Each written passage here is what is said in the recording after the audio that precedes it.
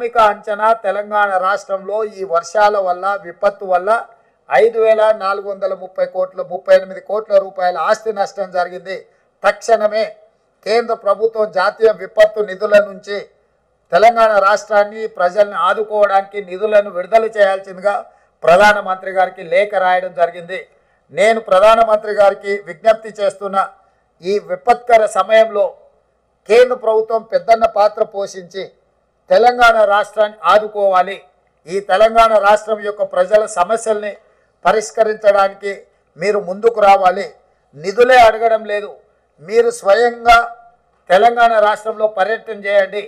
ముఖ్యంగా సూర్యాపేట, ఖమ్మము, ఈ వరంగల్లో, మహబూబాబాద్ కొన్ని ప్రాంతాలలో జరిగిన నష్టాన్ని మీరు స్వయంగా పరిశీలించడం ద్వారా ఇక్కడ ఉన్న నష్టాన్ని, ఇక్కడ ప్రజలకు వచ్చిన కష్టాన్ని మీరు అంచనా చేస్తే తెలంగాణకు రాష్ట్రానికి మేలు జరుగుతుంది, అత్యధికంగా నిధులు వస్తాయని భావిస్తూ ప్రధానమంత్రి గారిని తక్షణమే తెలంగాణ రాష్ట్ర పర్యటనకు రావాల్సిందిగా ముఖ్యమంత్రిగా నేను వారిని ఆహ్వానిస్తున్నాను.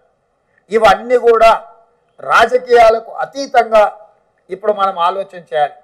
తెలంగాణ సమాజాన్ని, రాజకీయ పార్టీలను, స్వచ్ఛంద సంస్థల్ని, అదేవిధంగా ప్రభుత్వ ఉద్యోగులకు నా విజ్ఞప్తి ఒకటే, ఇది కష్ట సమయము.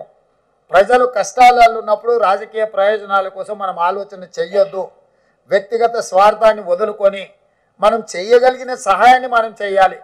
ఒకవేళ మనకు సహాయం చేయాలన్న ఆలోచన లేదు, దేవుడు అలాంటి బుద్ధి మనకి ఇయ్యనప్పుడు ఫామ్ హౌస్లో మౌనంగా అయినా ఉండొచ్చు, విదేశీ పర్యటనలో విలాసవంతమైన జీవితాన్ని అయినా గడపవచ్చు, కానీ ఉత్తగానే ప్రజల మీద బురద చల్లడానికి ప్రయత్నం చేయకూడదు.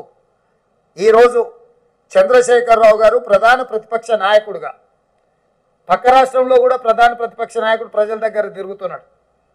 మా షర్మిల గారు గతంలో వర్షాలు వస్తే పక్క రాష్ట్రంలో ప్రజల దగ్గరికి వెళ్ళింది.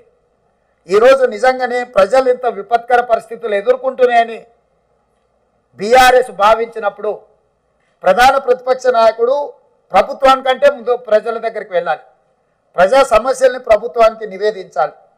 ప్రజల యొక్క విజ్ఞప్తులు తీసుకొని ప్రధాన ప్రతిపక్షంగా చంద్రశేఖరరావు గారు ఆ సమస్యల్ని ప్రభుత్వం దృష్టికి తీసుకొచ్చి అవసరమైతే ప్రభుత్వాన్ని నిలదీసినా పర్వాలేదు, ప్రజా సమస్యల పరిష్కారంలో భాగంగా.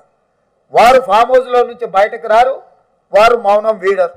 వారు ఎందుకు మౌనముద్ర వహించారో నాకైతే అర్థం కాలేదు. ప్రధాన ప్రతిపక్ష నాయకుడిగా మౌనముద్ర వహించడానికి ప్రధాన ప్రతిపక్ష నాయకుడు హోదా వారికి అవసరం లేదని నేను భావిస్తున్నా. రెండవది కేటీఆర్ గారు, వారు ట్విట్టర్లోనే మాట్లాడుతున్నారు. వారు ఎక్కడుండి మాట్లాడుతున్నారే తెలంగాణ ప్రజలు గమనించాలి.